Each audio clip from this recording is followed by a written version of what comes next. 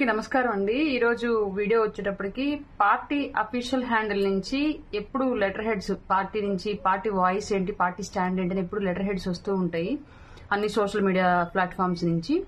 అలాగే ఎప్పుడు ఎంతమంది ఆ లెటర్ హెడ్స్ ని చదువుతారో, ఎంతమందికి అది రీచ్ అవుతుందో నాకైతే తెలీదు. అంటే ప్రోటోకాల్లో ఉన్న వాళ్ళకి, అలాగే ఎస్పెషల్లీ చదువుకొని పార్టీ హ్యాండిల్ నుంచి ఇలా వస్తాయి, ఇదే పార్టీ స్టాండ్ అని తెలిసిన వాళ్ళకి మాత్రం అది రీచ్ అవుతుంది.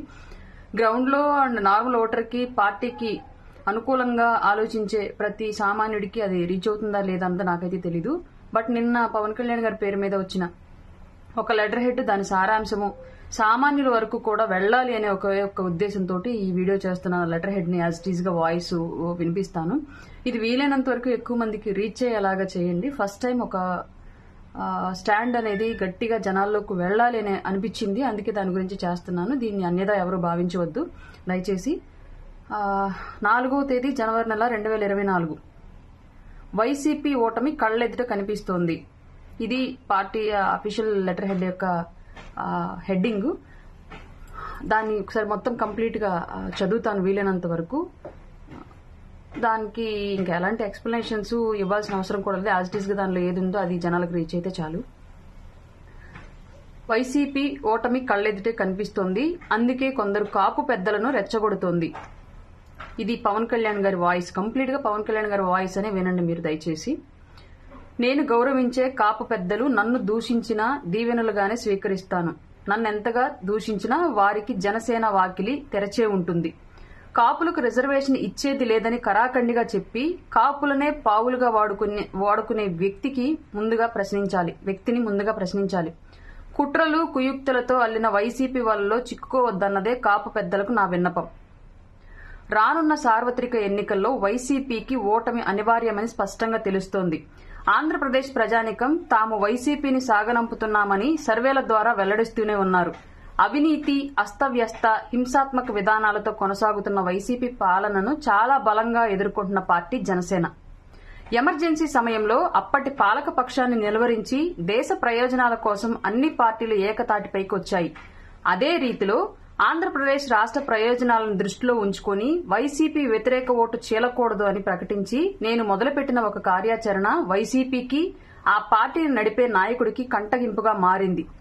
జనసేనకు శాసన వ్యవస్థలో స్థానం లేకపోయినా ప్రజా జీవనంలో బాధ్యత కలిగిన ప్రతిపక్షంగా నిలిచినందుకే ఎన్నో దాడులు, దిగజారిన విమర్శలు చేస్తోంది వైసీపీ.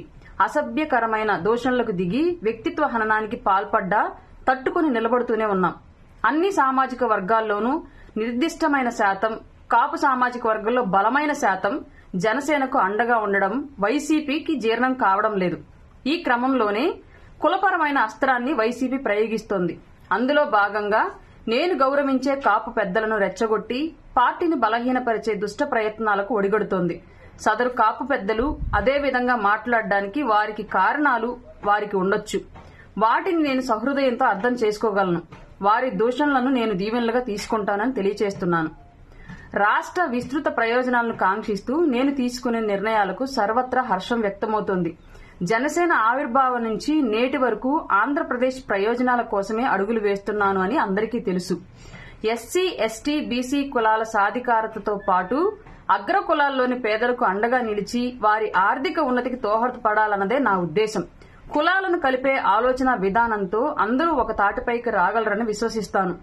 తూర్పు కాపు, మత్స్యకార, శెట్టి బలిజ, గౌడ, కొప్పుల వెలమ, పద్మశాలి, దేవాంగ, విశ్వబ్రాహ్మణ, నాయి బ్రాహ్మణ, రజిక, కాళింగ, ఒడ్డెర ఇంకా మొదలగు బీసీ కులాలు, సంఖ్యాబలం లేని ఎంబీసీ, మాల, మాదిగ, రెల్లి, ఎస్సీ ఉపకులాలు, ఎస్టీ కులాలను కలుపుకొని అడుగులు వేసే సమర్థత కాపులకి ఉంది కాబట్టే పెద్దన్న పాత్ర తీసుకోవాలని కోరాను. అందుకు అనుగుణంగా కాపు యువత, మహిళలు, విఘ్నులు నడుం బిగించారు. కులాలు, వర్గాలు మధ్య ఎన్ని అపోహలు ఉన్నా ప్రజలందరి కనీస అవసరాలు, కనీస ప్రయోజనాలు సాధించుకునే క్రమంలో అందరూ కలిసి నడవాలి. రాబోయే ఎన్నికల్లో కాపులు ఖచ్చితంగా నిర్ణయాత్మక, క్రియాశీలక పాత్ర పోషిస్తారు. ఈ విషయాన్ని ప్రతి ఒక్కరూ గుర్తించారు. కాబట్టే కాపులలో అంతర్గత విభేదాలు తీసుకువచ్చే క్రమంలో వైసీపీ కుట్రలకు తెరతీసింది. కొందరు కాపు పెద్దలను జనసేనపైకి ప్రయోగిస్తోంది. జనసేన పైన, నాపైన సామాజిక మాధ్యమాల్లో విషపు రాతలు రాయించడం, అపోహలు సృష్టించే తప్పుడు వార్తలను కేవలం కాపు సామాజిక వర్గం వారి మొబైల్ ఫోన్లకు మాత్రమే పంపడం లాంటి దుశ్చర్యలకు ఒడిగడుతోంది. ఆంధ్రప్రదేశ్ రాష్ట్రంలో జరగబోయే అభివృద్ధిలో కాపులు ఖచ్చితంగా పెద్దన్న పాత్ర పోషించాలని నేను బలంగా విశ్వసిస్తాను. రాష్ట్రంలో పట్టాలు తప్పిన పాలనను సరిదిద్దే క్రమంలో కాపు సామాజిక వర్గం పెద్దన్న పాత్ర పోషించాలని గురుతర బాధ్యత వహించబోతోంది. రానున్న సార్వత్రిక ఎన్నికల్లో జనసేన, తెలుగుదేశం పొత్తుకి శ్రీ నరేంద్ర మోడీ ఆశీస్సులు ఉన్నాయి. ఈ ఆశీస్సులతోనే రాష్ట్ర అభివృద్ధి కోసం ఇరుపక్షాలు ఒక విశ్వసనీయ పొత్తుతో అడుగులు వేస్తున్నాయి. ఈ క్రమంలోనే నేను ఏ నిర్ణయం తీసుకున్నా, ఏం మాట్లాడినా అందుకు ఒక బలమైన హేతువు ఉంటుంది. దూరదృష్టితో దీర్ఘకాలిక రాష్ట్ర ప్రయోజనాలను లక్ష్యించి పనిచేస్తాను. అవి ఇప్పటికిప్పుడు కంటికి కనిపించకపోవచ్చు. నేను లక్షించినవి, ఆశించినవి నెరవేరిన రోజున నన్ను అపార్థం చేసుకుని ఈ క్షణం దూషిస్తున్న కాపు పెద్దలు ఖచ్చితంగా హర్షిస్తారు. కాపు రిజర్వేషన్ పోరాటాన్ని హింసాత్మకంగా మార్చిన మాస్టర్ క్రిమినల్ బ్రెయిన్ అయి ఆ తర్వాత ఎటు వెళ్లిందో కాపు సామాజిక వర్గం గ్రహించింది. కాపులకు రిజర్వేషన్ ఇచ్చేది లేదు అని, కాపులకు బలమైన జిల్లా అని అందరూ భావించే తూర్పుగోదావరి జిల్లా వెళ్లి జగ్గంపేటలో కరాఖండిగా ప్రకటించిన శ్రీ జగన్ రెడ్డిని కాపు పెద్దలు ప్రశ్నించాలి. కాపు కార్పొరేషన్కి నిధులు కేటాయింపు ఏమైందని నిలదీయాలి. సంక్షేమ పథకాల ద్వారా కాపులకు వెళ్లే లబ్ధిని కూడా కాపు కార్పొరేషన్ లెక్కల్లో చూపించడం ఏంటని అడగండి. ఈడబ్ల్యూఎస్ రిజర్వేషన్ కాపులకి ఇచ్చిన కోటాను తొలగించిన వ్యక్తిని ప్రశ్నించాలి.